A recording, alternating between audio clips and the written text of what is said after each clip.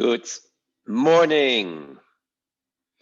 Good evening in Europe. Good morning here in San Francisco, and good night in Asia.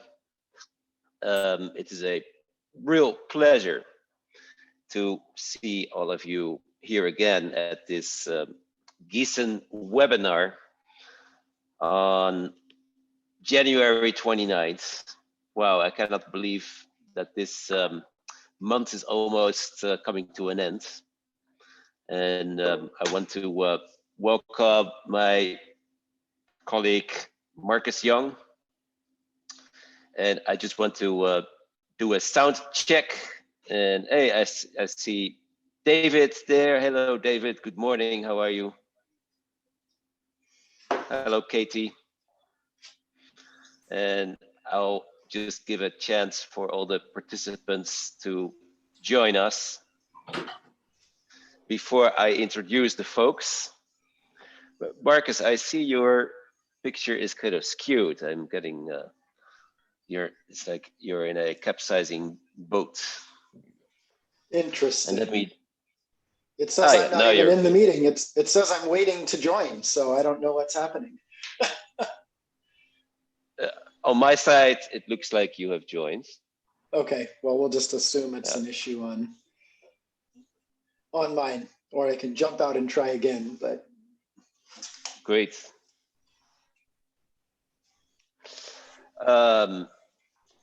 Excellent. I think I just want to do a sound check to if someone can confirm that my audio is good and that my video looks good, that my makeup looks good, which I don't have.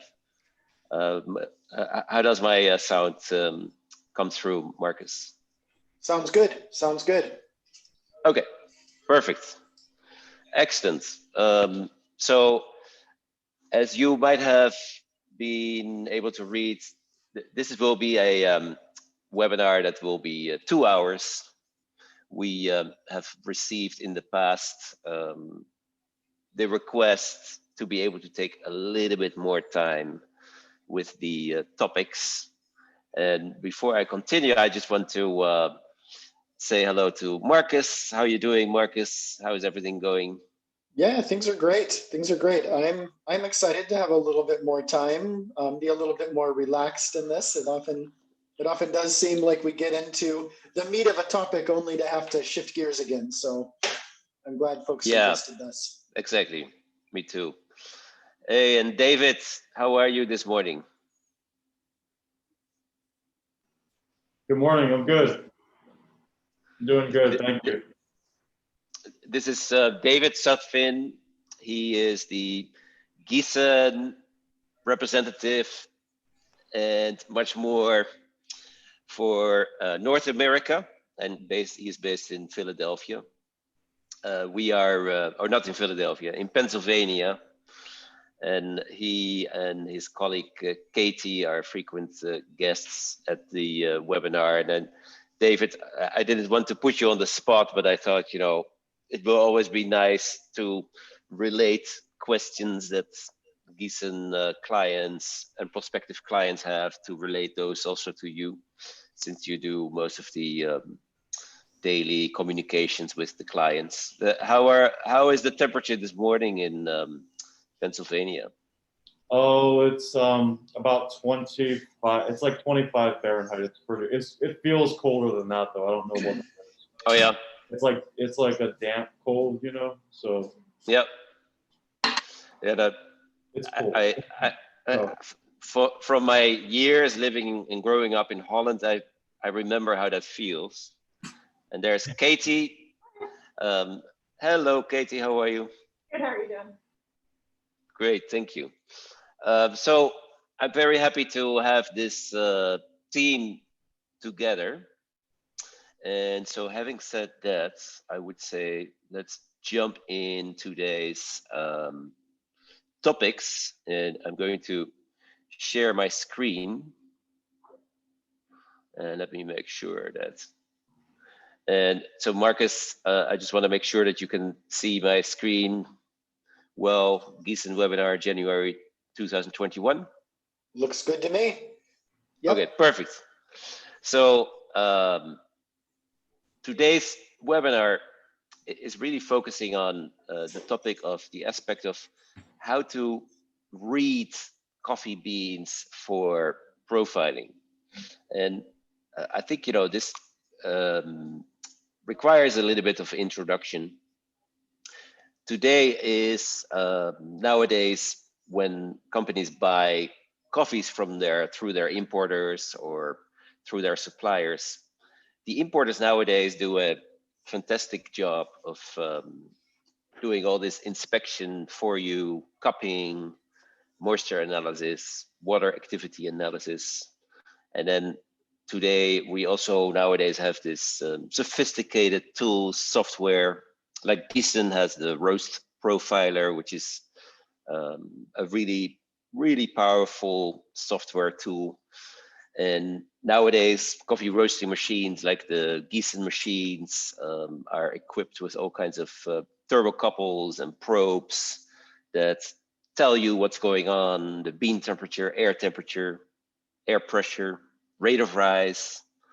And it seems like, you know, there are enough reasons nowadays for roasters to really rely on these digital tools, these measurements, these instruments, and there's less and less reason to really look at what's going on with the beans during roasting, or to assess the beans before roasting. And so I want to emphasize the importance of doing your measurements, moisture, density, but also to really look at these beans from the profound perspective. You know, what kind of beans am I dealing with? What kind of coffee beans do I have, and how can I at best strategize my roast profiling for this? In the most recent column that I wrote for the Giesen website, I'm talking a bit about the importance of being able to either use a sample roaster, but if you don't have the ability, or if you don't have the resources to purchase a sample roaster, then you might really want to rely more than ever on reading your coffee beans to strategize for profiling. And then connected with that, there is a side topic where it's about, you know, balancing sweetness and acidity. But Marcus, how do you deal, let's say, the Boot Coffee campus clients with whom we work in our Boot Coffee webinars? How do you work with them from this perspective? Because I know there's this tendency for roast masters to be so focused on their digital tools. And so what feedback, advice do you give them on the reading of your coffee beans? Yeah, I think you know, you sort of started this conversation by talking about, you know, whether or not a roaster has a sample roaster, because, you know, we are in a day and age when many importers will happily send roasted samples. We're, you know, in a day and age where there's so many micro roasters out there, and we realize that you know, cash is a limited commodity. So the ability to buy a roasting machine and then come in and spend almost as much for a sample roaster, and then several $1,000s for a moisture meter becomes really complicated. So I'm a big fan of course, as much data as you can glean about the coffee from your importer, but you can tell a lot about the coffee with very simple tools. You know, use your nose to smell the green coffee. Visually, how do you assess the color of those beans? Measuring the free settled bulk density is a very easy measurement, just requiring a scale and a graduated cylinder. You know, so with that, you can tell a lot about the green coffee going into it. And then as a roast master, when you're actually standing at the roasting machine, you know, all of the data is great to have. I mean, I think we're lucky to have this. So many roasters, though, have kind of come up in the world of digital tools, and we see them again and again watching only the data. I don't know if David has had this experience, but I know that certainly when I was talking to prospective clients who were looking to buy Giesens, I had more than a handful of people that wanted to outfit the roaster without a trier. They were afraid that by pulling a sample and by removing the trier, they were going to get so much noise in the data that their logging software would become almost useless. And boy, that made me nervous because software fails, data connections go down, and the question always is, yes, you're seeing noise in the data, but is that actually happening to the coffee beans, or is it just a sensitive thermocouple? So for me, David, how do you? Sorry, since please. you suggested to ask David's input. So, David, how do you approach this? Because I'm sure you're getting, as Giesen sales representatives, you get questions often, not only on the technical aspects of the roasting machine, but also on how to deal with the beans, right? Yeah, we certainly have customers that I think Katie has a story of a customer that the trier would not come out of the machine because they never used it before, never took it out, and it, to me it's inconceivable. Like when I brew coffee, I look at it, I want to smell it, I want to look at it, but I also want the data, so. Yeah, for sure. I like to use the trier. Yeah, and I'm just fumbling a little bit here with the presentation, and I want to add to this that in my early days of roasting, that specific machine, which was like a vintage roasting machine, it did not have any measuring tool except for like an analog gauge, which gave me a good indication of the air temperature in the roaster and nothing else, right? And so I was taught by my dad to really focus not only on that temperature, but also in combination with the settings of my burners, to look at what the impact was during the roast on bean development, and knowing how to look for specific developments was part of that. And so using sensory tools, as you suggested, Marcus, before roasting to get a good idea, what kind of beans are you dealing with? Are you dealing with very fresh crop, or are you dealing with older current crop, or are you dealing with past crop? That helps. And then also, of course, inspecting the beans visually, which we will do together in a second. Marcus, but I cut you short when you were in full sentence. So is there something else you? Yeah. Yeah, no, I'm glad that you brought David in, because I think like you, I also learned on a vintage machine with only air temperature, a 3-stage burner, and a vice grip attached to a butterfly valve on the exhaust. Those were my controls, right?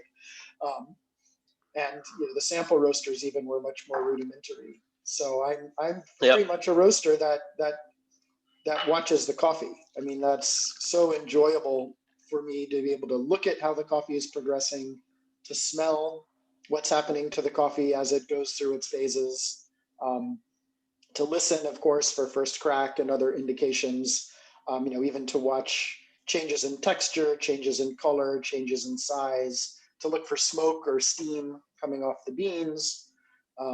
It's inconceivable for me to roast without that feedback. Yep. And I think especially roasters, as their business grows and they outgrow a roaster and they need to translate their profiles to a bigger roasting machine, or they want to try to have a conversation with the roast master about their coffee that was roasted on a different machine. Right? We can't talk temperatures, but we can talk time, we can talk heat application, and we can talk about the time to these various sensory milestones. Cool. So let's look at some examples of beans, and I created just with some of the available coffees here and some of the photos. I created some slides where we can literally look at beans and understand, interpret what we are really looking at. And I always like to use Geshe village as an example, because in the Geshe village farm in Ethiopia, there are 3 key varieties that also are processed in different processes. And so here we're looking at a village from the Geshe 1931 type. And this is a variety that is, we found out, closest related to the Panamanian geisha. And here we're looking at a washed coffee. So washed versus natural versus other processes like honey can have their own approaches for roasting. And I just want to, look at what specific aspects of this bean are most interesting. You can see there's still some silver skin left on the bean. This is indicative, could be indicative for the fact that it's washed. You can see that the center cut is somewhat opened. And then the other aspect that I'm looking at with this coffee, it's kind of this deeper green color, not consistently throughout the bean, but you see this darker green embedded spots on the bean. And then apart from doing this visual testing or assessment, you would of course want to smell this coffee. And Marcus, if you smell green coffee beans, what kind of sensory notes do you distinguish between? So how do you approach that? Yeah, I mean, I think if I sort of think of the general bookends for most coffees, on the one side, it should smell like very green and fresh and kind of vibrant, like, more like fresh cut grass or like fresh cut like straw. On the other side, as coffee is aged and older, it will smell very dry. It'll smell like hay, like animal bedding or something.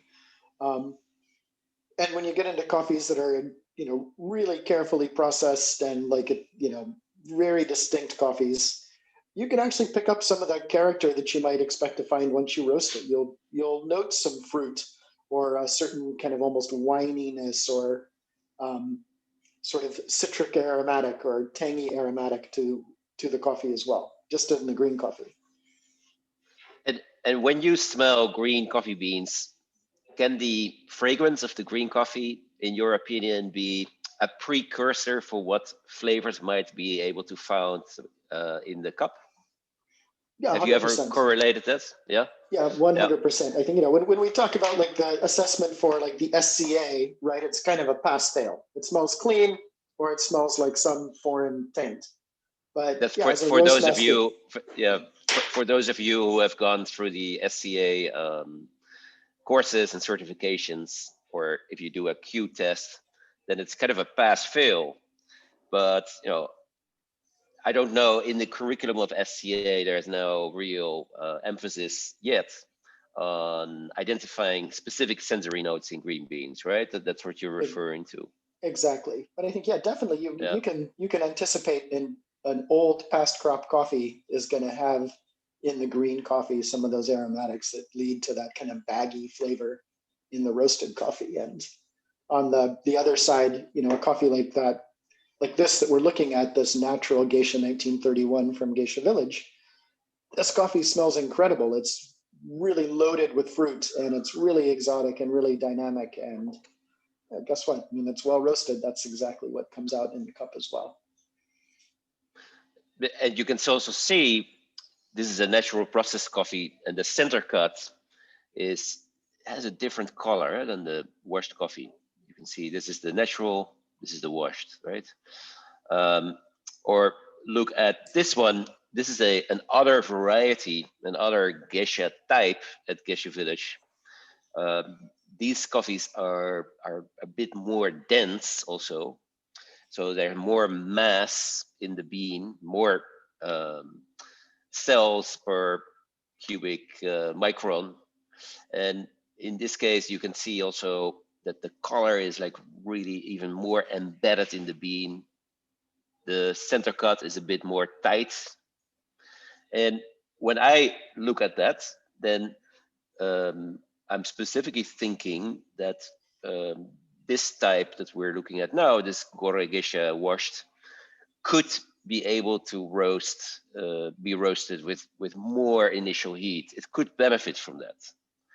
Doesn't guarantee it, but you also want to do your testing of your density of your bean mass, of course. Or here we are looking at a third type grown in Geshe village. This is a Ilubabor Highland variety, which I think is a coffee berry disease resistant variety. And look at the smaller size of this bean. It's a more compact bean. It's originally was selected in Ethiopia because of the fact that it that thrives really in areas well over 1900 meters, which is quite high, close to 6,000 feet. And this is a washed processed coffee. And also here you can see indications that this coffee might benefit from higher heat, as a result of which it could open up, it could show more distinct character. Here, this is an interesting one, selected from Yemen. And this is a Mocha type. So it's a natural processed Mocha, which is its own type of, it's like a distinct variety within the family of Arabica coffees. So Marcus, what do you notice on this specific coffee? Yeah, it's and looking at these in isolation, it's hard to see the difference in sort of comparative size between them. But knowing this coffee, it's a very tiny, tiny bean. This is a bean that would be, if you used a sorting screen, it would go all the way to the bottom. So like less than a screen size, like 15, maybe even it would be a 12 or a 13. It's very round, as you can see. But I also always think these beans are interesting. The center cut is very, very flat. And then it's very like circular on the backside of the bean. And they're often grown at really high altitudes. So the combination of the small bean size and that altitude, these can be incredibly dense, which just looking at the bean, I can see that because it's, there's almost no translucency to this bean. It's like totally like opaque in color. It just has this look of density. It's kind of very smooth. So some observations that I have for this bean. Yeah, the smaller bean size and the higher density, they kind of balancing each other out, because if you have one batch of coffee, let's say I'm roasting these in my W6 Giesen, so if I have 6 kilos of this coffee, because of the smaller bean size, I have more combined, all these beans together, have more surface area than if I would have a larger bean type. And so as a result of that, heat might penetrate easier into this coffee because I have more surface area, so I can absorb heat easier. At the same time, the coffee has higher density if it's very high grown. And so these two aspects can balance each other out. I've actually experienced with this Yemen Mocha type that the heat supply has to be done very diligently. The first time I received a coffee like this from Yemen, I didn't have enough of this specific sample to do some trials, so I really had to give it a my first best shot. And I remember when I was roasting that coffee in my sample roaster that I was diligently taking the heat very carefully, which was quite successful because I did find flavor notes that I feel I would not have had if I would have developed this coffee too quickly. And with this Mocha type, you know, I'm often looking for these tones of dried fruits interlaced with chocolate, and really interesting coffees to roast. I've all that I would add to that, Willem, is the challenge of roasting them. I find they benefit often from a higher charge temperature, but then somewhat of a more delicate gas approach throughout. And I think, you know, because of the surface area, it kind of acts as a big heat sink when you initially load it in. But then, as you say, because the heat penetrates it so readily, also because of that surface area and the small bean size, it's a very diligent and intentional approach to applying gas kind of slowly throughout the roast. And then we're making a little switch to another part of Yemen. Yemen is, of course, a unique country because we have in Yemen, Yemen is basically the country where the commercial cultivation of coffee started. After the Ethiopians discovered coffee, the Yemen folks, they took coffee to the commercial level of growing it. And within Yemen, we can find a really nice genetic diversity of varieties and bean types. This is a coffee produced around the community of Haima. And here you're looking at, again, a natural process. I look at this bean color indicates maybe that it should be also roasted very carefully. At the same time, the center cut is somewhat closed. So I would still be very careful with this coffee, just based upon the bean type and the bean features. And here we're looking at quite a different bean, grown in Yemen again, very dense, very tight. You can see the surface area of this coffee. And if I'm going to, let's see, this is the nice part of this photo. I can really tune into the coffee bean. Can you see this, Marcus? This blowed up? Yeah. Yep, so here you can see. So when you look at the exterior, like that surface area of the coffee, you can see it's like somewhat like corrugated. It looks like it always has like the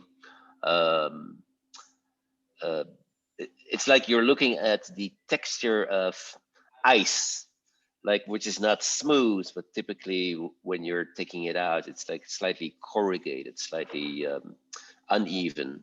And that can be indicative for a very high density. And that's interesting by itself as well. Let me go back here.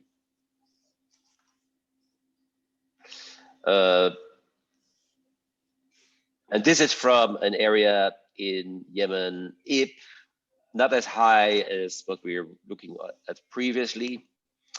Marcus, any pointers that you would be concerned about when you're looking at this this specific coffee? Yeah, I mean, the center cut's slightly more open. I see there's a little bit more, like when we talk about that opacity or that translucency, it has this look to it that reminds me of like candle wax. So, you know, already I'm kind of drawing some conclusions that, you know, this might be a coffee that I wouldn't treat quite as aggressively as some of its cousins. Yeah, I would be keen to understand the density of it and the moisture and other details, but I would expect it to be slightly less dense. I wouldn't want to give it kind of as much aggressive heat initially. Maybe it would be kind of a slightly slower and steadier roast approach for this bean. Yeah, I would agree. Also, you can see some of those white spots like this. The color is not fully even. It goes from here and there, some areas darker green, some lighter green, and some whiter spots, some whiter areas. to me, that tells that, moisture could be distributed somewhat unevenly.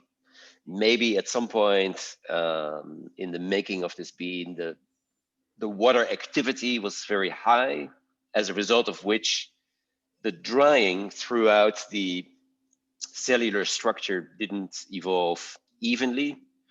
And so what I would do very specifically with this coffee, when I would charge the coffee, I would charge it at a lower heat. I would very gradually bring the burner up. I would probably wait until the burner would be, until the coffee would absorb heat, until I even turn on the burner. David, we call that the heat soak, right? The heat soak strategy. Yeah. I'm putting, yeah. And David, Katie, and I, we had some one of the last real Roaster Guild meetings we had, and we did some really cool exercises with heat soak, which is a appropriate approach for roasting coffees that cannot most likely endure too much heat in the beginning. So you will gradually want to allow these beans to accustom to the hot environment of the roasting machine. Very typically, this bean that I'm looking at, in order to allow the areas within the bean that might contain more moisture, you would want to allow those to reach kind of an equilibrium with the areas that have possibly less moisture. That sounds strange, but throughout the cellular structure, you can have actually pockets where you have more moisture, more free water, and you can have pockets where you have less moisture. And that can require that you really take it very easy, very carefully in the first stage of roasting. And here we're looking at a Lida Estate natural geisha from Panama. Remember, we're looking at some geisha beans from Geisha Village in Ethiopia. You can see some features that are very common, like the oval shape of the bean. Here with this Lida Estate, I'm actually, interestingly, I see that feature of geisha where we have the opened bean structure, meaning the center cut is somewhat open. As a result of that, heat in theory can penetrate easier into the bean. And at the same time, a Lida Estate in Panama is a estate that produces coffee into the 2,000 meter areas. So this coffee is probably not from that highest area, but you can still see here you have on one side the fact that the bean allows heat to penetrate easier into the cellular structure because it's somewhat opened up, and on the other side it's grown in a very high farm in Panama, and so these are two balancing elements. And then from the same farm, Lida Estate, natural processed coffee. So that brings me to the topic, Marcus. Do you have general advice, recommendations of roasting natural versus washed? Do you, if let's say, if you compare apples to apples, like if you would give some advice on the roasting approach for a geisha natural from a Lida Estate versus a geisha washed from a Lida Estate, would you require or recommend different roasting approaches? I would. I mean, I think, like, when I think about these coffees and I think about them kind of at the meta level, like the biggest picture data that we can capture, the overall roast time is probably going to be quite similar for me for a natural and a washed. The development time might be a little bit shorter for a natural. But if I really kind of break it down at a more granular level, For a washed coffee, I might be slightly more aggressive, give it a higher charge temperature, a lot of heat kind of early in the roast, try to get that rate of rise up quite high shortly after the turnaround, and then be ready even before yellowing happens to start tapering my gas off. With the natural coffee, what my goal is going to be, it's to think about the fact that there's a higher concentration of carbohydrates on the sort of outer cellular layers of this coffee. And those carbohydrates probably contribute largely to the sweetness and some of the complexity and fruity flavors of the natural coffee. And the risk is, if I hit it too hot too soon, carbonizing those, kind of going from caramel to toffee to like burnt sugar. So I would take an approach where, maybe I would still use a relatively high charge temperature, but I would utilize a longer soak period, and I would sort of step up my gas where I would hit the maximum gas just before yellowing. So I'd have a little bit longer drying time. If on the washed, I was yellow at 5 minutes, on the natural, I might be closer to 6 minutes. And then again, be prepared to sort of step down my gas so that my rate of rise is appropriate going into first crack into the end of the roast. So a little bit higher rate of rise into first crack to have that slightly shorter development time, but overall similar total roast time. That would be my approach. I'm curious, Willem, if you would take the same approach, or if there's things you would do different. So I would first want to very much rely on my measurements of density, because density is, of course, a key element with a coffee like this, or any coffee in general. I would prefer to roast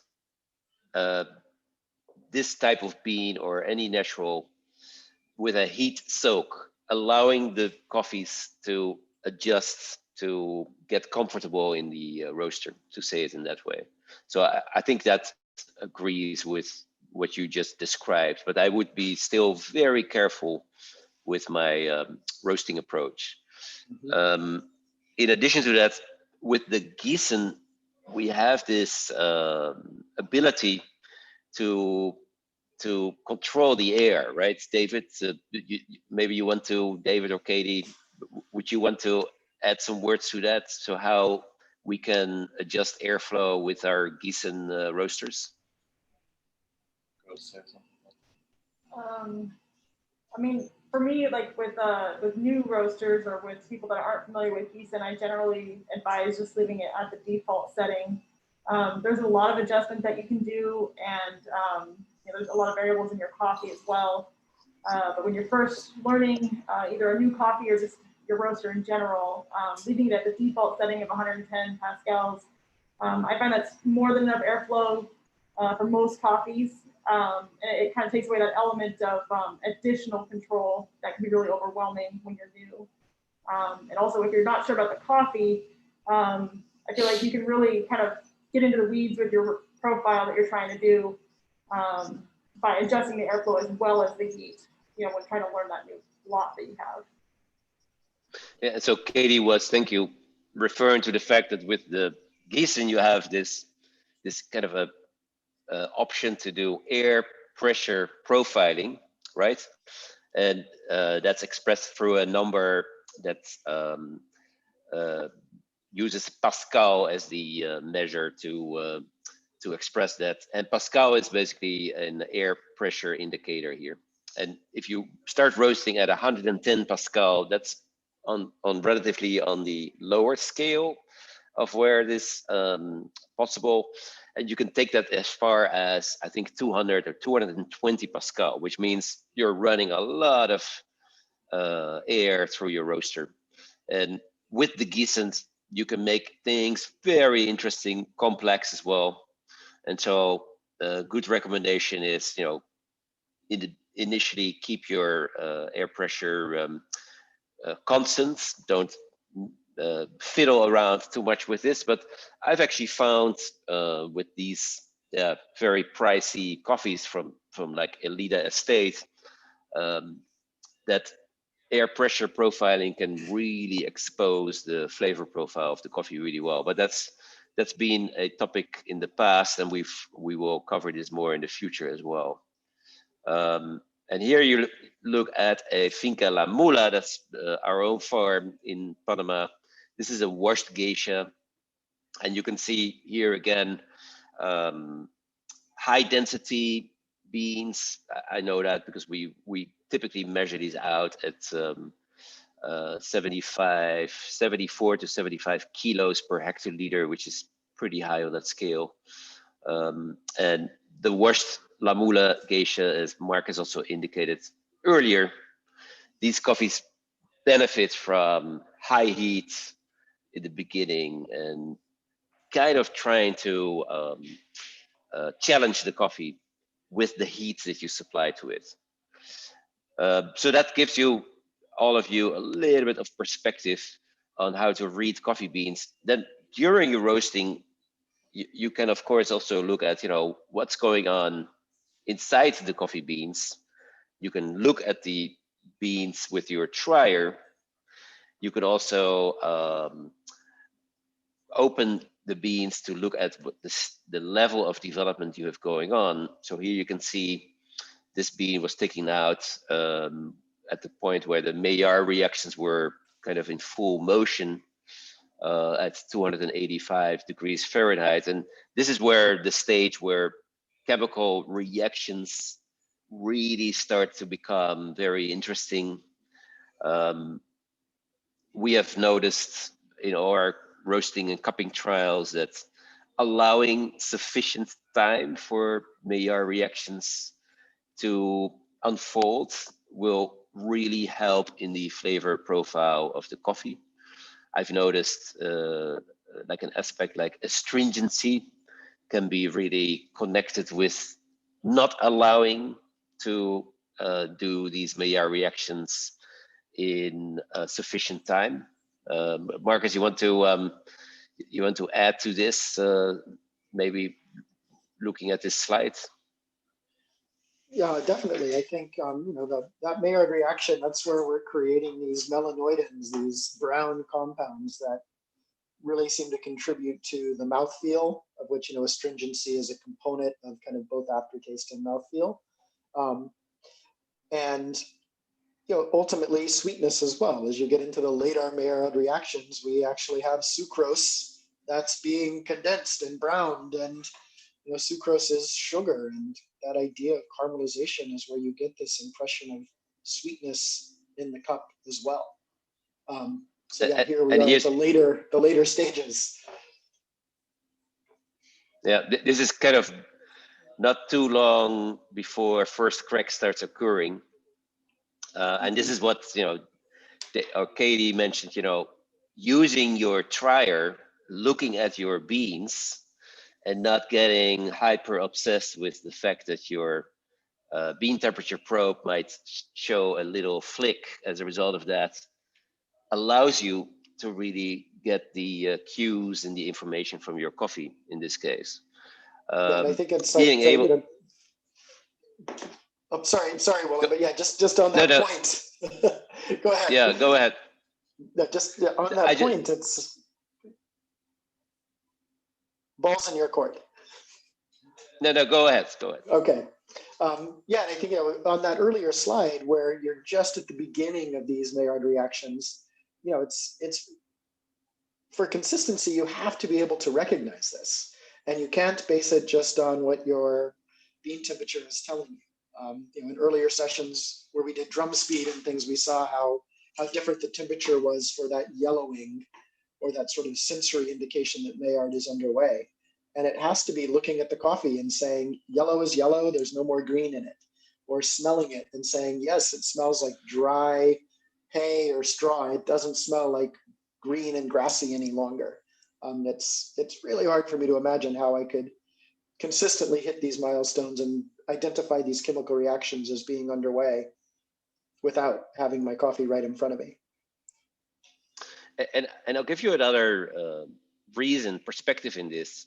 like if I'm roasting with my W6 Giesen, for example, if I'm roasting a full batch, then my bean temperature probe will give me specific information about where at which temperature the first crack will occur. But if I'm roasting, let's say 2 kilos in my W6 roaster, my bean temperature probe is not necessarily going to register the temperatures in exactly the same way, because there's less bean mass passing the probe, and it will give me some different data. This data can also change as a result, by the way, of barometric conditions, weather conditions. So from that perspective, and maybe Marcus, maybe you could add to that.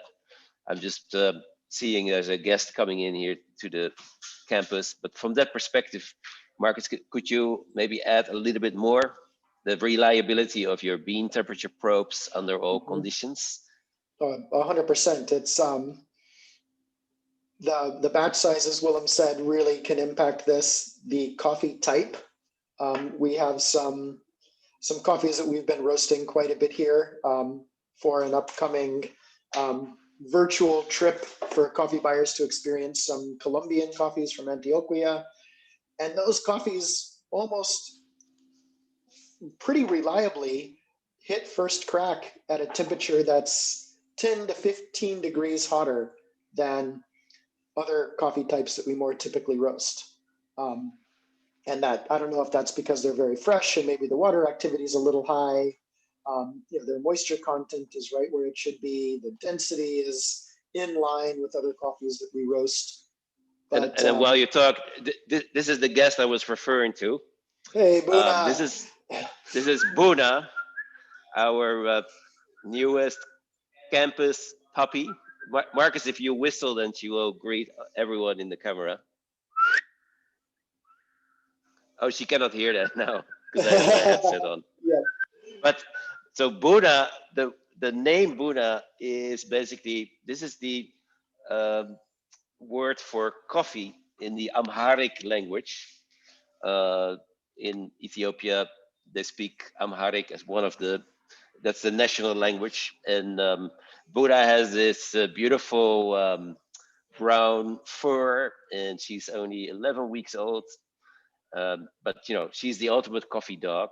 In Arabic, I've been told Buna means the one and only coffee cherry. So in Arabic, it also has a coffee meaning. And I saw that we have some attendees from Ethiopia and that part of the world. So so here we have a true Ethiopian dog here.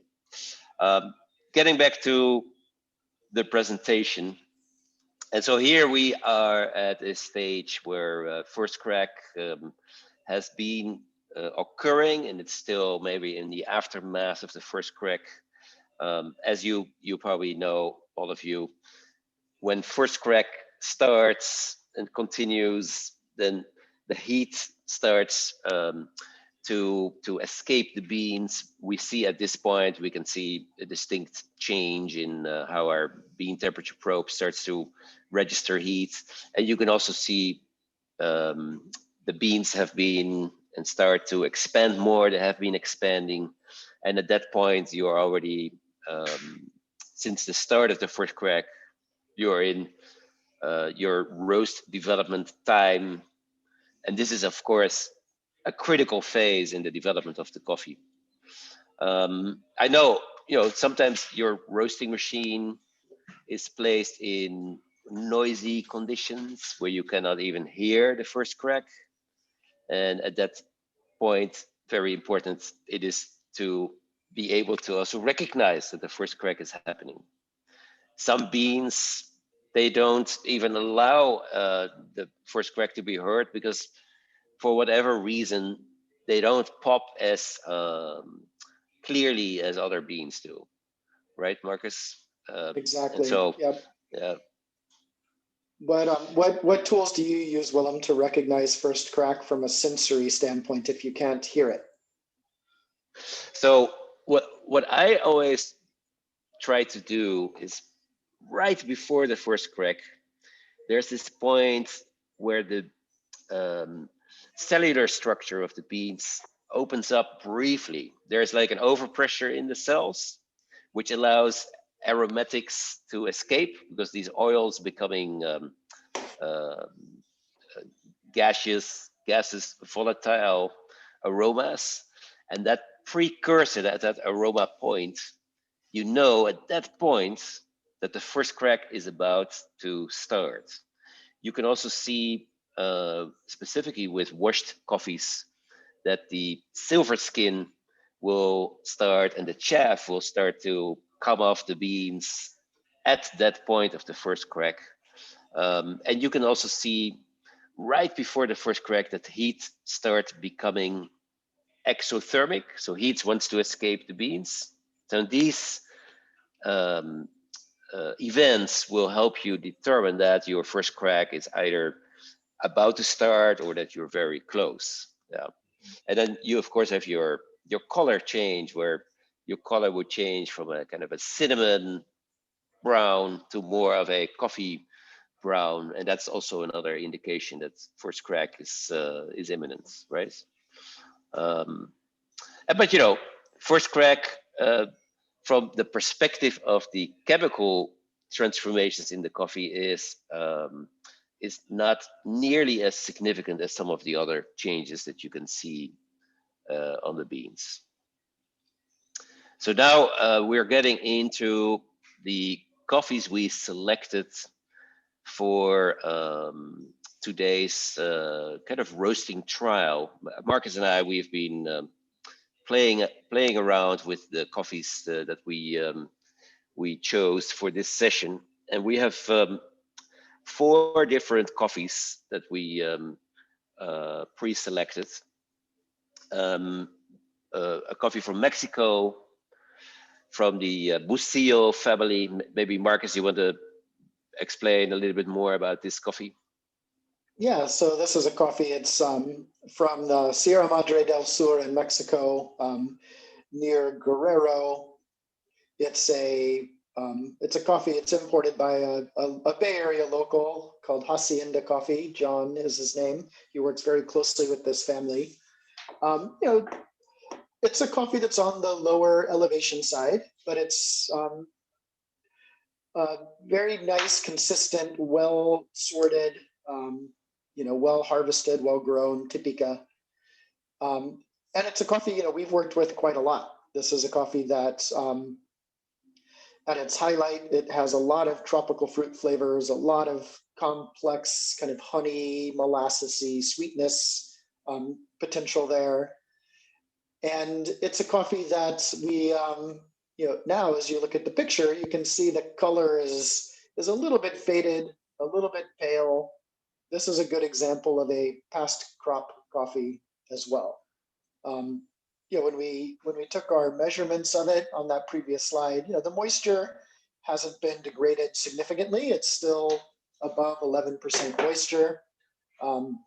But the color has kind of gone from a more vibrant color to a little bit more of a yellow. It smells a little bit dry. And, you know, it's like a one like hay, coffee. is that? Yeah, more like hay. Yep. Yep. The second coffee we selected is this a Guatemala Finca Insul. Maybe you want to comment on this coffee as well. Yeah, of course. It's you can see the screen size is larger. This is actually a Pacamara, so a coffee that's known for sort of a larger screen size. You know, this is a coffee that's not past crop. You know, you can see the color's a little bit more vibrant, but this coffee is now kind of at the end of its harvest year. So, you know, we're waiting on new crop coffees from the same farm to arrive. You know, still good moisture content, a lot of potential for flavor. As we've cupped this regularly, I don't find a lot of the kind of woody, papery, baggy past crop flavors in it. It's still quite dynamic, but the standouts of it are the larger bean size and kind of a moderate density coffee. You know, all of these coffees came in at densities of, I think, 0.67 grams per liter or grams per milliliter. That were like 0.67 to 0.68, I think. So it was a very narrow density window. But again, a very different coffee in size, in freshness, and in general makeup than the Mexico.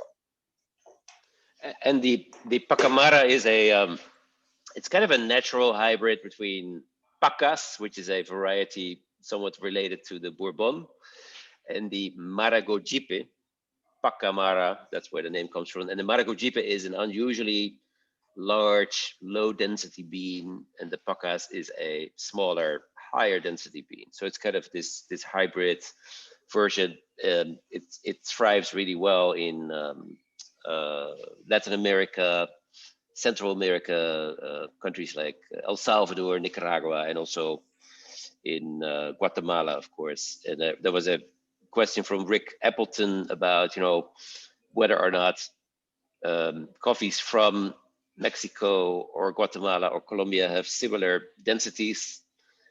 That's really a function of the elevation at which the coffee grows.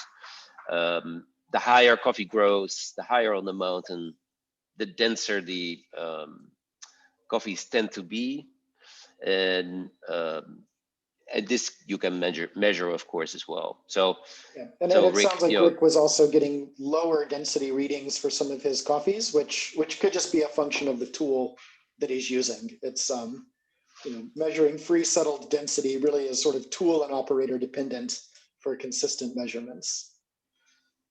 Yep. And then we have two other coffees. Let's see. Okay, we have two other coffees from Colombia. One is, and these actually are both from the Coffee for Peace program, which is a program that Boot Coffee has been launching and managing in Colombia with funding by USAID, United States Agency for International Development. And these are coffees produced by coffee farmers, specialty coffee farmers in regions affected by violence. And we have two coffees from the Department of Antioquia. This first coffee is from a coffee producer by the name of Cindy Durango. And here you can see this coffee, which is a mixed variety, or it's a mixed farm that has both Caturra beans as well as Castillo beans, which is a Colombian variety developed in Colombia resistant to coffee rust. And here you can see these beans that, visually, it looks like we're not working with the highest density coffees. From the photo, I don't have a close-up photo as I used before, but these beans look a bit more smooth. The texture is not as corrugated as some of the other beans we looked at, which could be an indication to take heat application not too aggressively. And then we have here another coffee from Diego Agudelo, and also produced in Antioquia. And this coffee looks like it could benefit more from higher heat application in the beginning. And Marcus has been roasting all of these four coffees prior to this this webinar, and we will have a chance to redo some of the roasting of these coffees. So Marcus, some experiences you've had while roasting these coffees, could you comment? Yeah, I think my philosophy with performing these roasts, with the topic being how would you roast different types of coffee differently, was to actually kind of flip the script on that and roast them all using the exact same profile, using the Giesen profiler, kind of playing back the profiles. So, our methodology was we did some initial roasts just to preheat the roaster and get it to a really nice, stable point.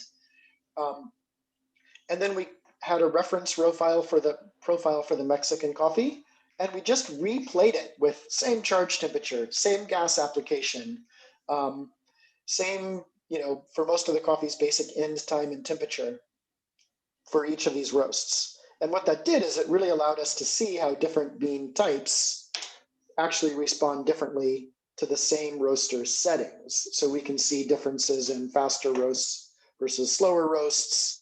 Kind of an exercise that most roasters would never have time or inclination to do in their own lab. But I really wanted to understand, before we talked about how would I roast these coffees differently, I wanted to understand how they performed differently under very similar conditions in the roaster. And I took some shots of the roasted coffees. So we have the coffee from Hacienda from Mexico. And Marcus, what was the Actron roast number on this coffee? Do you have that written down? I didn't. Yeah. No, that's fine. I know it's on some later slides as well, but if I remember right, all of these roasts, except one, were all like right at that cupping color of like SCA color tile 65. They were coming in on the Agtron at like 64, maybe plus or minus half a point. So they were all very narrow in roast color, except for one of the Colombians. Okay. So this was a roast color 64. Yeah, so what we did is we recorded a roasting profile, and we applied this roasting profile as a first start to each individual coffee, just to see the different impact of that, right? Exactly. Yeah. And here we're looking at the Huehuetenango Pacamara from Guatemala. Mm-hmm. This is the Coffee for Peace coffee from Cindy Durango. Exactly, and this coffee came in significantly darker, even though it was at a very similar end temperature. It did hit first crack much later, which could have contributed to that partly, but it came in at an Agtron closer to 55. And here we're looking at the coffee from Diego Agudelo from Colombia. Yep. Also hit first crack a little bit later. We'll look at some of these profiles in a bit, but its roast color was much closer to the reference coffees. It was closer to 65. And so this is a screenshot taken from the Giesen roast profiler. And so what this software allows you to do is to basically record all the, if you would start with a manual roast, it allows you to record what you're doing at that point in terms of burner setting, in terms of air pressure settings, and it will allow you to replay that later on. And that's not the only feature. The other feature is that you can also edit these profiles post-roast. Plus, you can make it even more interesting and complex by creating certain roasting events that will allow you to tell the roasting machine what to do if, let's say, the rate of rise exceeds a certain level. And so here in this picture, we're looking at the red curve, which is the bean temperature curve. Then the blue curve is the air temperature curve. And then the curve that peaks and then comes down, it's a little bit jagged, as you can see, is the curve reflecting the rate of rise. And the rate of rise is the rate at which the bean temperature increases every 30 seconds. So it's a continual average. It's kind of a prediction on how that temperature will increase during that next phase of the roast, and it continually is recalculated. So rate of rise is very helpful to gauge how fast you're moving through your roasting. In the case of this Mexico, if we look at this coffee versus the Guatemala, and here this screenshot, maybe Marcus, maybe you can comment on this because they seem to be taken a little bit differently.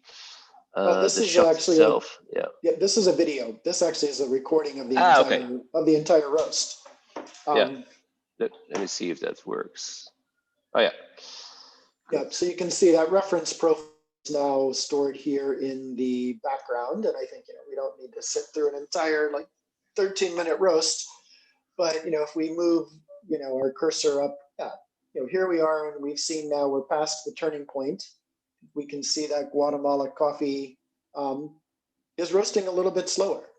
The rate of rise peak was a little bit lower. The turning point on the bean temperature was a little bit lower. Even though we're using the same gas applications, the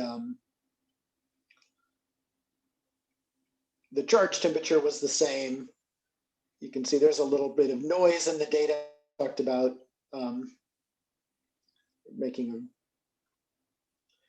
I was just putting a note there. You can see that yellowing, which is indicated by the notes down below, yellowing on the reference profile was just after 5 minutes. It was closer to 5:45, I think, on this particular coffee, or 5.5 minutes.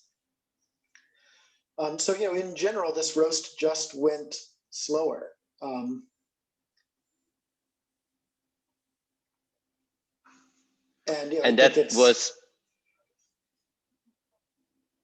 that was partially caused by the fact that the previous coffee, the Mexican, had developed quite some age. It basically most likely was grown a bit lower than the Guatemalan, and that contributes then to the roast development, or the beans developing different during the roast, right? And of course, a dramatically different bean size. This Guatemala Pacamara, this Finca Insul, is the largest bean size that we have in the lab right now, whereas the Hacienda was a Típica that was, not a tiny, tiny bean, but on the smaller size of what we roasted here. Yeah. And, and I think just another interesting observation is if we look up at the top, same roast color as the Mexico, but we lost significantly more weight in the Guatemala, even though we hit fairly similar roast times. Overall temperatures ended up being fairly similar, but we lost 2% more weight roasting this coffee. It's a surprisingly high weight loss for a coffee roasted at Agtron 65 or Agtron 64. Interesting. Yeah. Yeah. So just an interesting observation. And I don't know, does it make sense to talk about some of the flavor profiles, Willem, as we go, or discuss flavor profiles at the end? Yeah, let's maybe compare our notes in terms of flavors on the Mexican versus the Guatemala. Yeah. Yeah, and I think we can, it's an interesting, while we have this profile of the Guatemala in mind, we can talk about how I might approach it differently to improve upon it, given all of that we learned from this roasting exercise in the cupping table. Guys, which machine was this? Did you say already? It was a W6 in our lab, so W6A.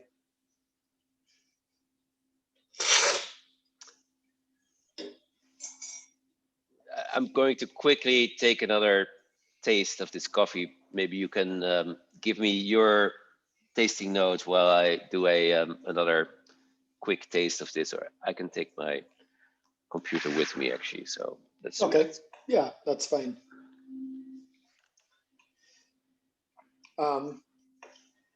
Yeah, I think the Mexico, as we said, it has some age.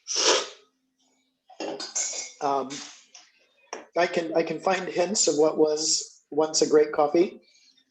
It is a little bit overshadowed by a little bit of a cedary, dry wood, kind of leathery character, but there's still some dark chocolate, some cooked apple kind of a malty sweetness, which is interesting even to taste now this Mexican coffee, this Hacienda coffee from Oscar Bucio, a profile that really worked well for this coffee 9 months ago clearly isn't the proper approach for this coffee now. I think this Mexico coffee, as it showed some age, and this is something that I think roasters are probably facing maybe more this year than in past years because of COVID and perhaps being a little bit long on some of your positions. How do you maximize what's left in a coffee that, like this, that is now past crop? But what did you taste in the Mexico, Willem? I had sensed, of course, that the coffee had age even before we roasted it. But I do get a relatively high level of sweetness on this coffee, like a sweet, like a nougat sweetness. There is this underlying tone of like a fresh leather, but also I get the flavor of like a dried prune, and so I thought that was interesting. Yeah, but I still pick up some too. I mean, it's got this like malic acid little pop to it that I'd want to explore a little bit more, I think. Yep. So yeah. And then go ahead. I was just going to say, so if I were to kind of adapt that profile that worked for this coffee so well months ago to try to maximize it now, it's going to be a different tasting coffee. But I would probably shoot for a longer roast time, much more time in that, especially the sort of later stage Maillard reactions, with the idea being let's drive those reactions kind of as long as slow as possible so that we can really maximize the sweetness that's there. Maybe go a little bit darker in an attempt to minimize a little bit of those leathery kind of woody notes. But yeah, all in all, I think it's a coffee that still has potential and that could absolutely still be used in a roasting company as a blend component or something maybe a little bit darker. Not something that would be a loss.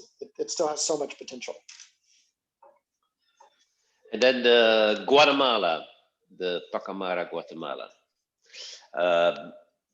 Very sweet coffee, kind of an orange grapefruit note. On the aromatics, it has some nice florality also. Now that I'm tasting it again, sitting here on my cupping table, it balances out really well. It's mildly refreshing. Very nice coffee, actually. Yeah. It is. It's really improved as it's cooled, right? We first tasted this coffee when it was hotter an hour ago. And I thought it lacked some balance then. There was this sort of savory, brothy, I think often Pacamaras have sort of an alliaceous or kind of oniony, green oniony quality. But it has, which I actually find really interesting at this roast level. It's like, that's interesting. And as a roaster, I would be excited to try a slightly different approach with this coffee, maybe to increase the balance, to take those kind of oniony notes and make them into more complex, sweet, slightly like savory sweet, sweet and sour characteristics. But yeah, I think it's a really nice coffee. Very clean aftertaste, which is also really a showstopper of it. What do you think, Willem? If you were going to roast this coffee again, to kind of find a profile that's really appropriate for it, what might be some of the things you would consider? I would probably want to try to highlight the acidity more on this coffee to get more acidity, more perceived acidity in the cup, and that can of course be done by roasting it slightly lighter or more heat in the early stage, leading to not necessarily a lighter roast color, but a shorter development time, so that you accentuate more that refreshing aspect of those orange grapefruit notes. Mhm. I would like to, that's something I would like to explore on this coffee. I'm just, there's a question from Omar. How can we get rid of roasty flavors? We'll get into that in a second. Let me see, how do I,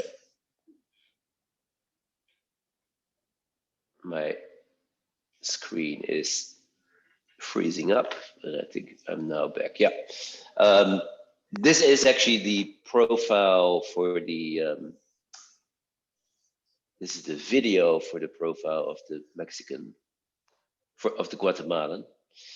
And I'll just play this towards the end so we can see at the picture, overall picture of this roast profile. So we had a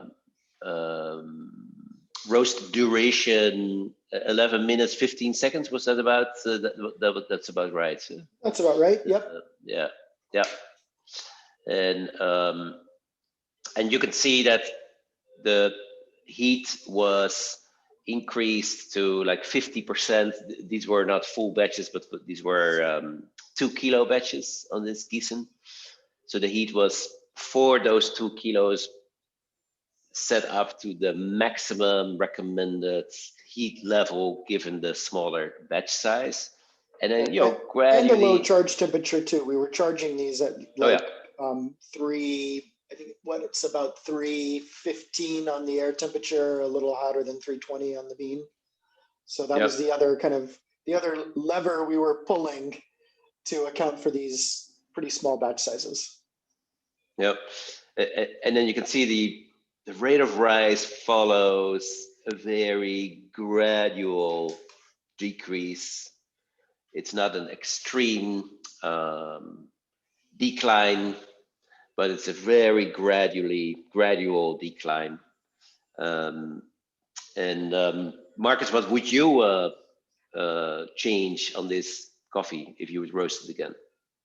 Yeah, I think I would want to see it kind of preloaded with energy a little bit, as you said, like hit it a little bit harder early on. So be a little bit more aggressive in the early stages of this roast, kind of get that initial rate of rise a little higher. With the idea being that maybe there would be more energy into this coffee entering first crack, and it would be a little bit more of a dive off, and would kind of carry itself right to the end with kind of its internal energy more than the energy in the roaster. Maybe shoot for a slightly shorter development time, but like a steeper slope right at the end, so that we could hit the same roast color in a slightly shorter development time. I think that could really benefit it. It's almost like the longer soak on this coffee flattened it out just a little bit. Okay, let's switch topics to the Colombians. So Colombia, of course, is for various reasons, a very interesting origin. Coffees are grown in Colombia up to the highest possible levels beyond 2,000 meters. Here we have this coffee produced by Cindy Durango, and maybe Marcus, since you roasted this coffee, maybe you share with us your roasting experience on this coffee. Yeah, this was a coffee that I felt with this profile, it was very hard to kind of have a handle on. You can see it seems to pick up color very fast, right? We ended up with this color of 55, but with a very low weight loss. And, you know, we'll see as we get to the end, the development time was also, we had first crack happened very late. First crack was really long. It just continued popping. So even at color 65, and now these beans are even showing a little bit of oil. It definitely has some roasty tastes to it. I took this coffee out while the sound of first crack was still happening. So even you can see here, it is a slightly longer development time, because I was sort of trying to at least complete first crack for worries that it may taste a little bit underdeveloped, and clearly it went way too far, because this, for me, especially as it cools, the primary flavor component is roast and kind of roast almonds. What's your impression of tasting this? Yeah, I wrote down sweet apricots. So it has it does have a toasted nutty undertow, but I did get like dried sweet apricots, dried, not the fresh ones. Yeah. I find that very pleasant about this coffee. I did get a hazelnut. I did get a hazelnut aromatic note, and I wrote that down. Yeah. Yeah, I mean, I actually think it's a fairly nice tasting coffee. It has a nice balanced citric acidity. It is kind of very clean. The flavors are running a little bit vanilla, dark chocolate, but there is, for me, some lime that I noted. And this is a coffee that maybe on the cupping table, it's kind of showing that roast in a way that as like a filter coffee or more of like a production, sort of cafe prepared coffee could really be appropriate. To come back to the question by Omar, he asked, hey, how do you prevent a roasty note on the coffee that you mentioned on this specific Colombian produced by Cindy Durango that you found a roasty note? So what would you do to prevent that next time? Yeah, I mean, I would try to hit this with much more energy early on. I would want to really reduce the development time of this coffee. I would aim for a lighter roast color. I mean, I think the primary indicator of whether a coffee is going to taste roasty or not is largely going to be that roast color. And it tastes surprisingly roasty for me, being color 55. So, I would want to try this batch slightly faster, shorter development time, and not be so afraid of maybe ending the roast, even if it's still kind of in the middle of first crack. Targeting kind of a lighter color. I'm really going to watch this coffee in the trier at the end of the roast, because I'm going to really be smelling, and trying to capture that sort of, for me, that lime and chocolate, for Willem, that dried apricot, without dipping into the kind of smoky, carbony, roasty flavors. Can you still see my screen now, or did you lose the screen? Because my presentation got stuck, and so I'm just trying to reshare it now. Oh, shoot, yeah, I just see you, but I'll let you know when your screen comes up. Okay. There it is. There it is, yeah. And I'm just going to the point where we were looking at the roasted beans of this specific Colombia produced by Cindy Durango. Here we're looking at them. And so you would take more heat in the early stage and then potentially roast it a little bit lighter, shorter development time? I think so. And that I want to give it that more energy early on, with the hope of having a more compact first crack. So, what I'm kind of hypothesizing is, each of these cells in this coffee is like a little energy storage unit, a little bit of a battery. So I really want to charge it fast, so that when it releases it, hopefully it also releases it kind of faster than it did, giving me a little bit more control over what's happening at the end of the roast. And then let's go to the fourth coffee. This is another Colombian produced by Diego Agudelo. And I will bring up the profile.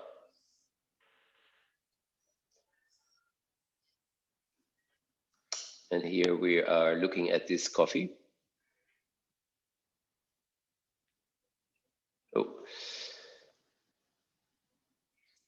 So yeah, this one you see the Agtronic. This one kind of split the difference. I thought that this was also closer to 65, but it came in at Agtron Gourmet 59. Yeah. And and really this profile progressed somewhat similar to Cindy's, although towards the end, the development of color and aromatics happened a little bit faster, so it did have a shorter development time.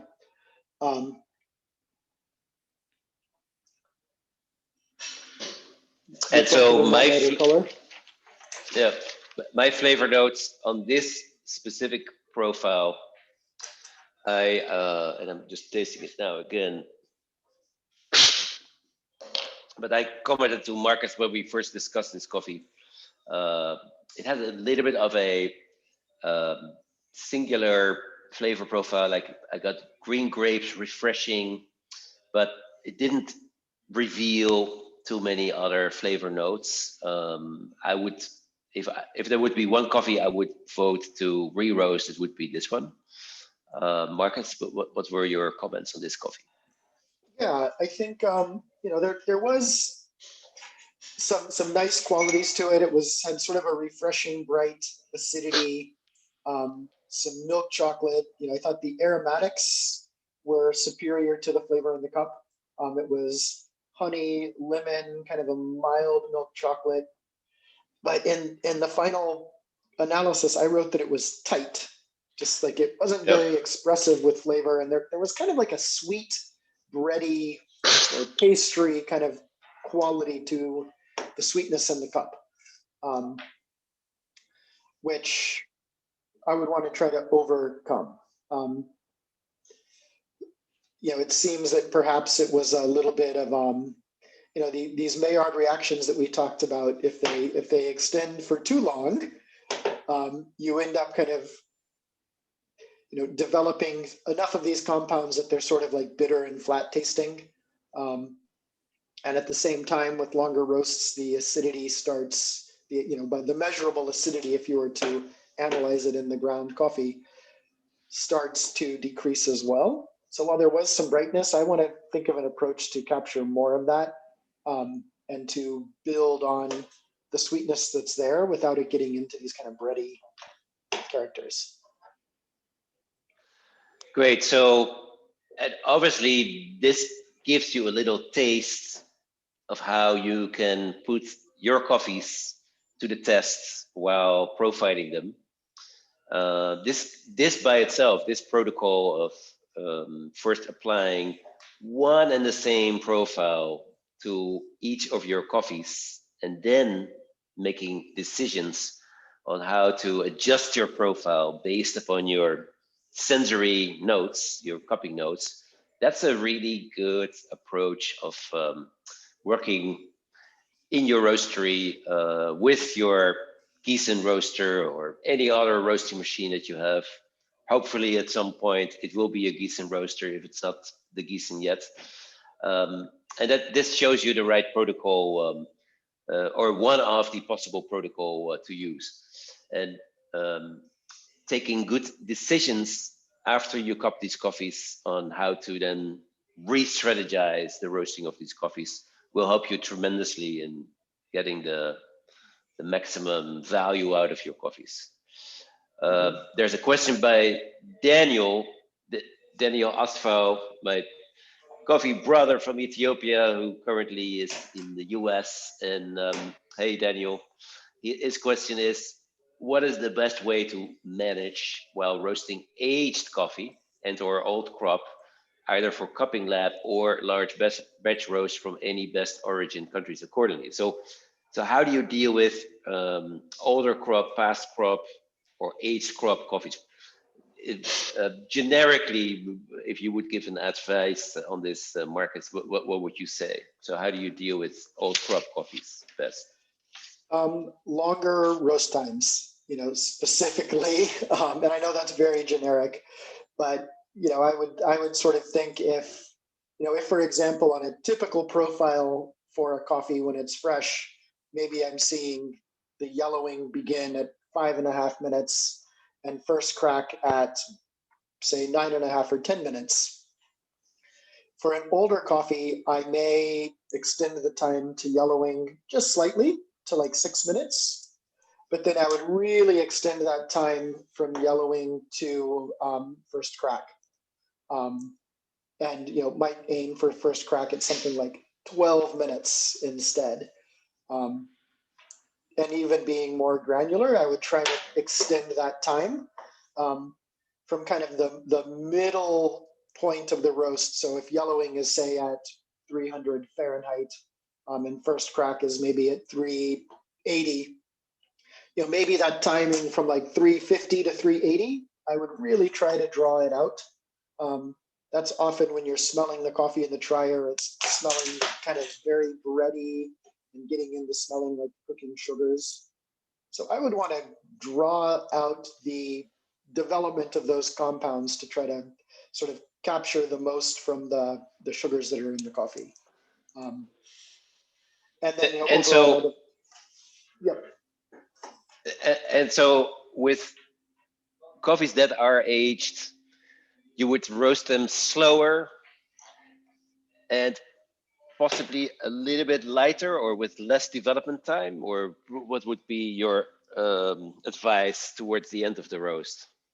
I mean, I think it depends on the purpose, right? I mean, there's always the lazy answer, which is, well, you've got past crop coffee, roast it slow and dark and just make it a darker component because the roasted notes will then be predominant.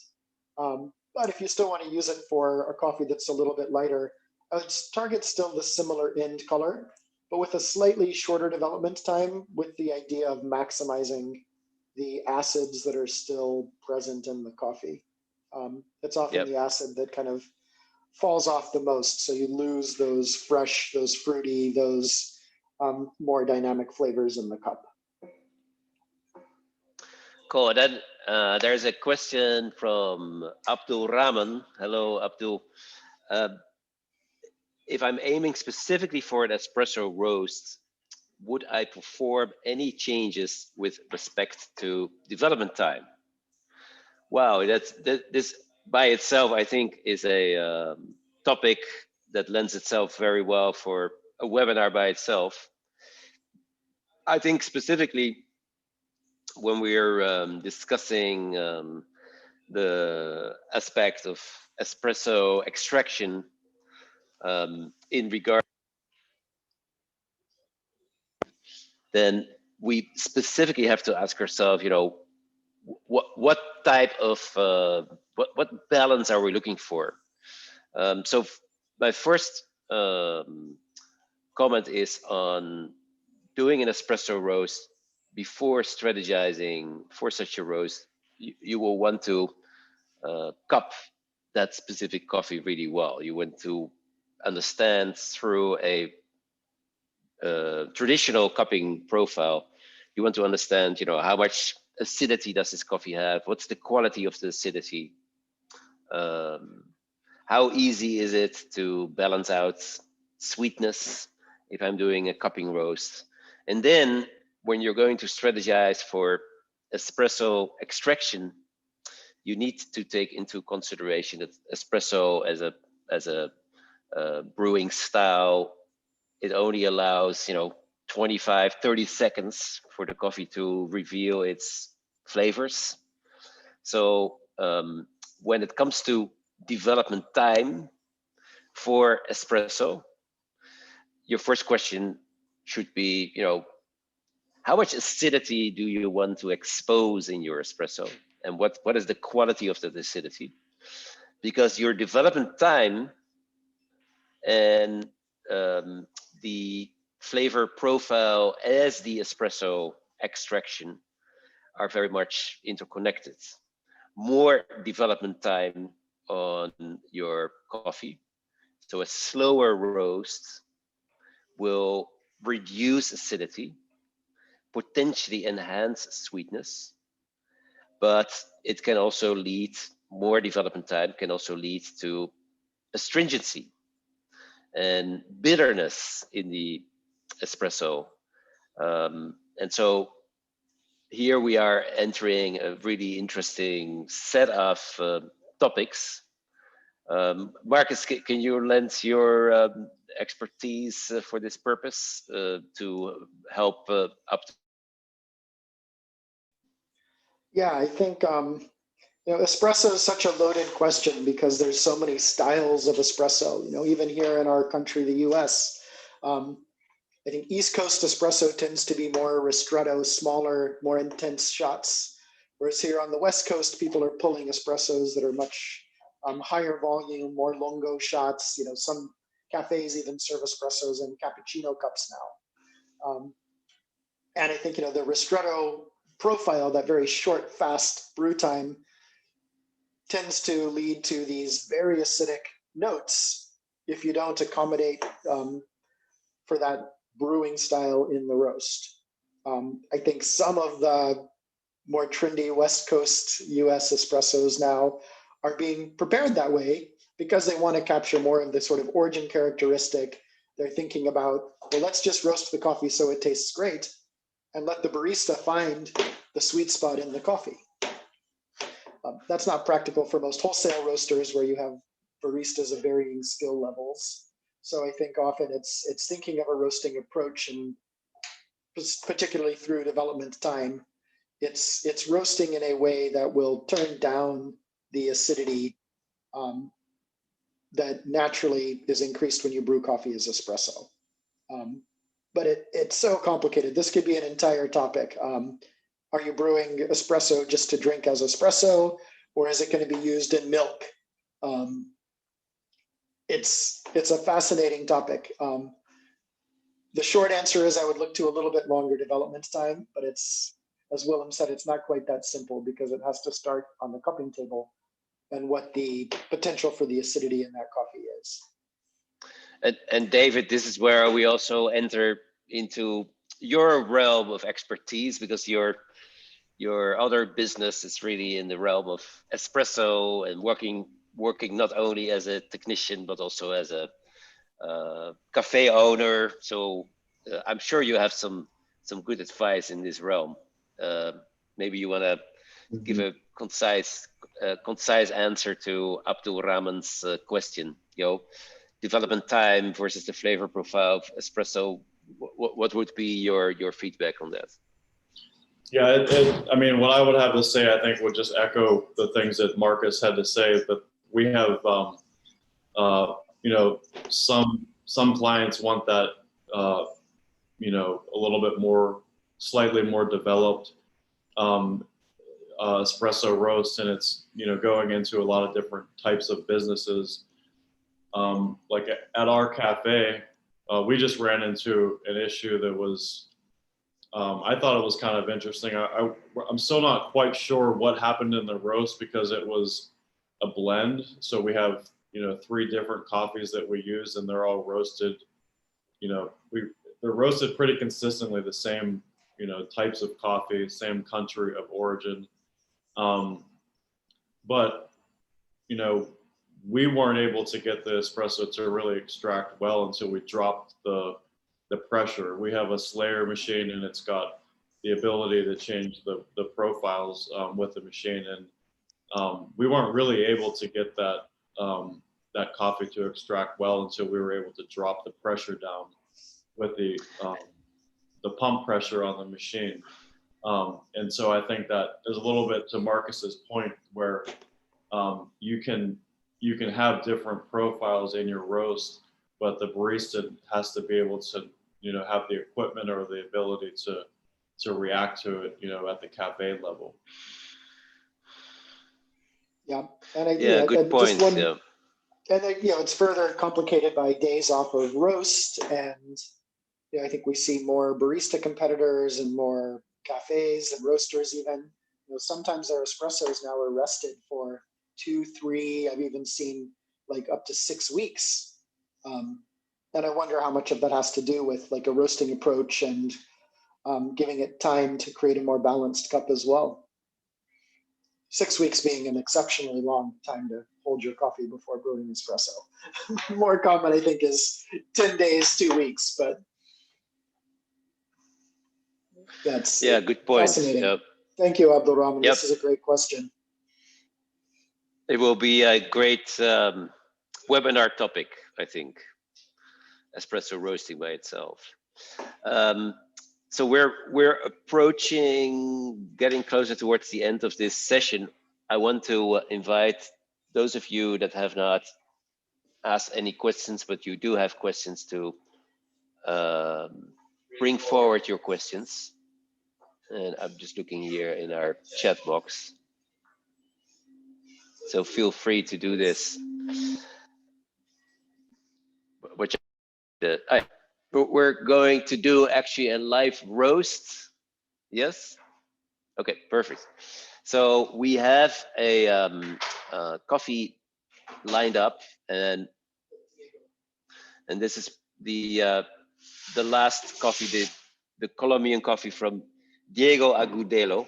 We're going to do a new roast with this coffee, and I think Marcus mentioned, the flavor profile is a little bit tight as we are looking at it here. This profile, these beans, we had the profile, that the reference profile here. This is what we accomplished. So Marcus, what are you going to try to improve on this specific coffee?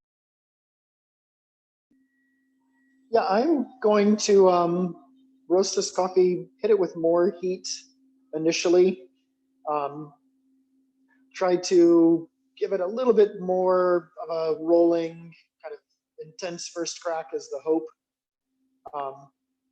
And maybe, at the same time, try to slow down the roast a little bit before first crack and let it kind of coast at a slightly more steady rate of rise to the end.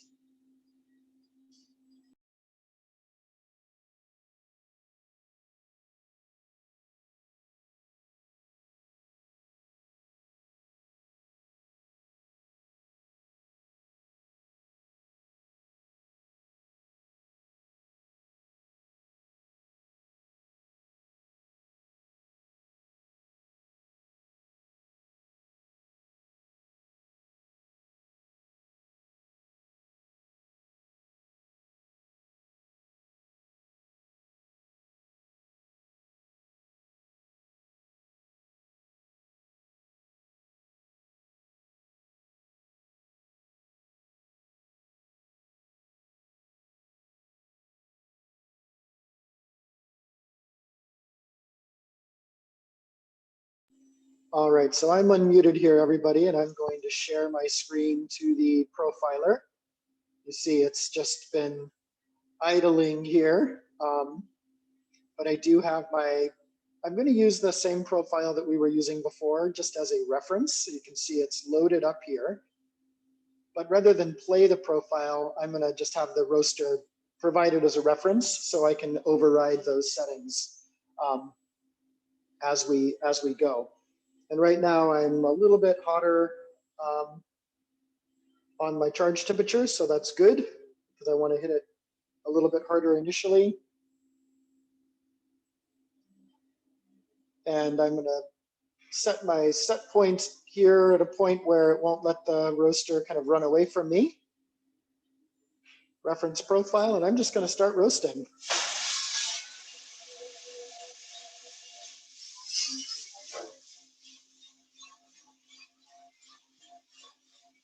And hopefully there's not too much noise from the roaster here. But I'm going to go ahead and get on the gas much sooner than I did before, and also much hotter. So on the initial profile, we kind of had this longer soak. I stepped up to my maximum gas at about 1:45, and then I really kind of let it ride fairly consistently up until that A point. For this, I'm going to give it much more gas earlier, and I'm going to be prepared to make a major reduction in my gas sometime either before or just after the color change happens. Here we can see I've hit my turning point and my rate of rise is coming up. I can see my exhaust temperature is much hotter than in the reference profile.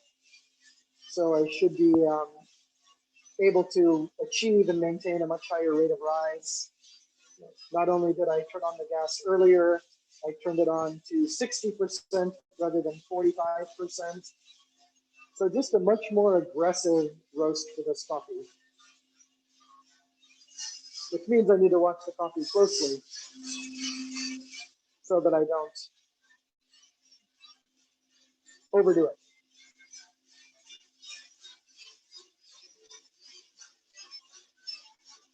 And here I can flip my screen.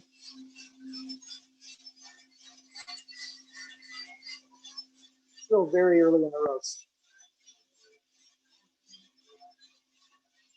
Willem, anything you're observing or want to comment on?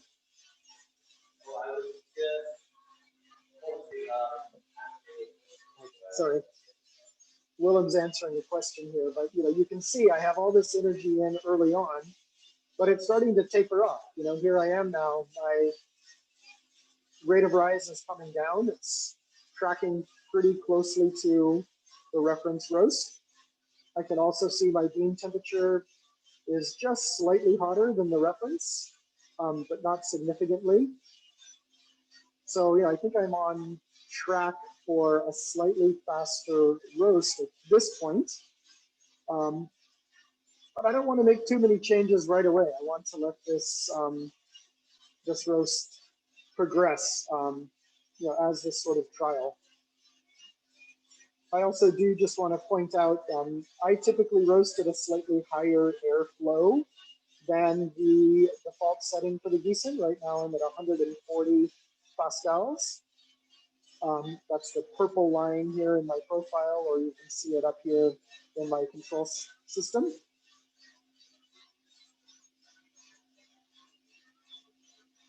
And I like kind of watching this happen. My air temperature is still a little bit hotter. I'm going to actually turn my set point down a little bit so that I can use that control of the roaster to intervene with my power if that exhaust temperature starts really taking away and getting too hot.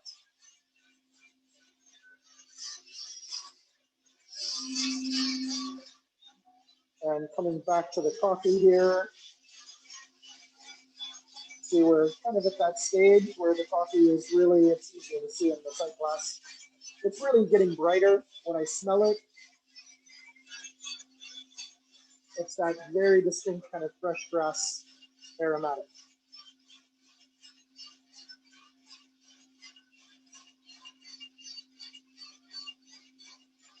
Starting to see it dry out a little bit in the texture as well. And now you can really see where I'm maintaining a bit of a higher rate of rise at this point. I sort of had an average previously of about maybe 7.5, 8 degrees Fahrenheit, kind of in the second half of my roast, every 30 seconds. So right now my rate of rise is 13 degrees Fahrenheit. And I suspect with this higher gas setting, before I turn it down, I'm going to maintain that at a pretty high rate through this part of the roast. I'm starting to see the first hint of color change. Not quite ready to call it yet, but I am ready to come off the gas a bit. So I'm going to come down to 35%.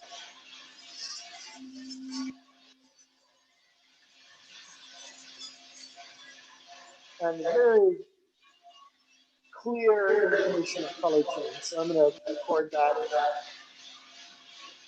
right here at 5 minutes and 10 seconds.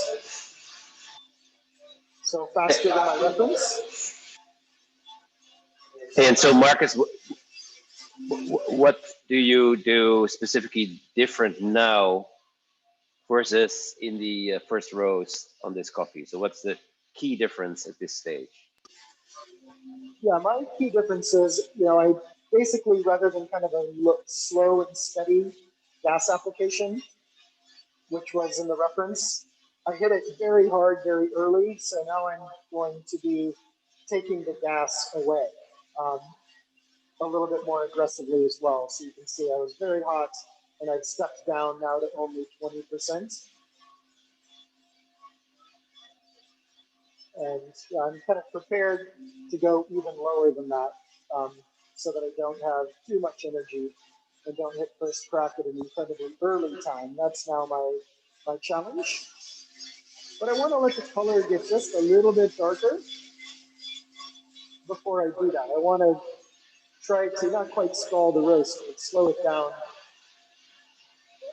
you know, probably around 365, 360. I'm going to watch the coffee, let that be my indicator. Just starting to pick up that fresh bread smell. It's that smell that was so predominant in the earlier roast. Now that rate of rise is really coming down, which is nice.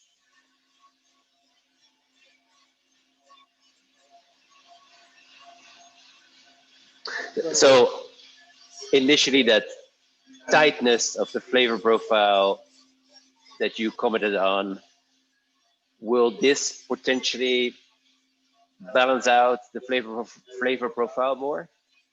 I think it will. You know, what I'm hoping to do is kind of draw out the time here.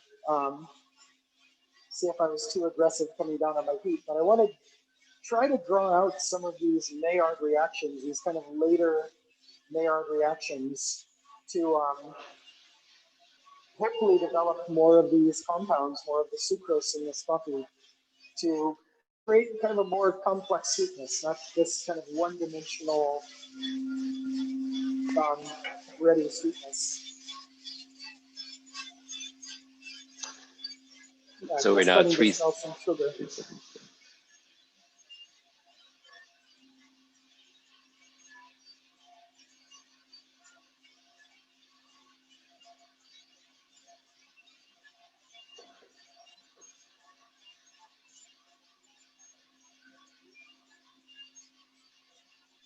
Yeah, and so you can see it in the reference, it really sort of tapers off here at the end. You know, maybe if we can maintain a little bit more of a consistent rate of rise.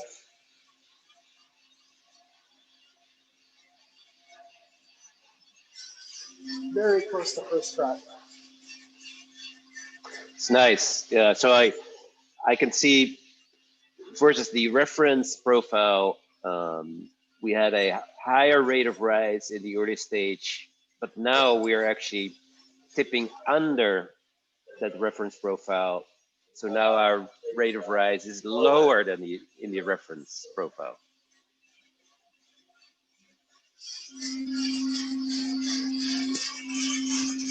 And there we go. It is cracking.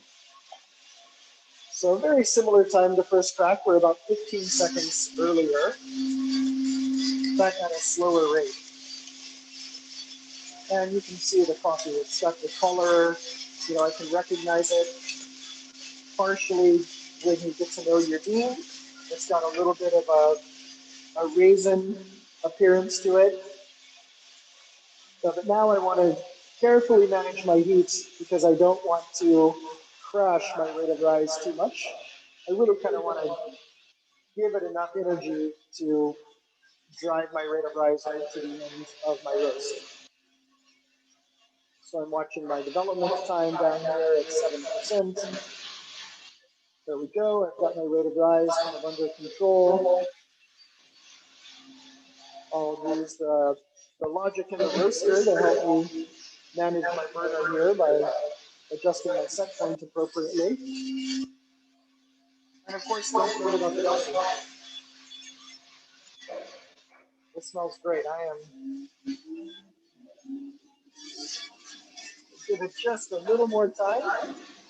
I've got my cooling tray right so that I can taste this at an instant's notice. I can really smell the slime in this coffee that I tasted on the cupping table. It's really exciting.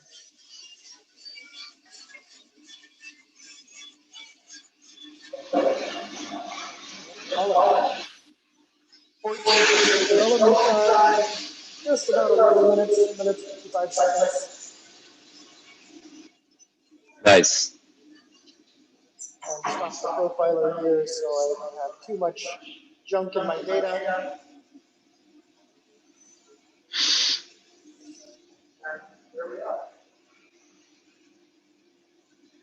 And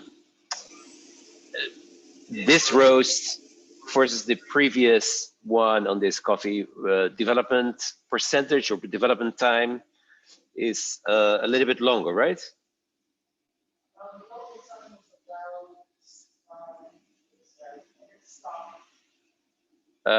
Can you unmute yourself? There we go, Yeah. I'm unmuted now. Yeah, I hit stop a little bit late on my profiler, but yeah, my development time on this was actually quite similar to the other roasts. But I think what we did is we hit it harder initially, and we kind of had this slowing down of the roast just up to first crack. Cool. And the next step for us will be to roast these coffees. Sorry, to cup these coffees to identify the impact on the flavor. Marcus, could you mute yourself, please? Thank you. Perfect. Let me, and if you could stop screen share so I can move back to the other one. Yeah, thank you.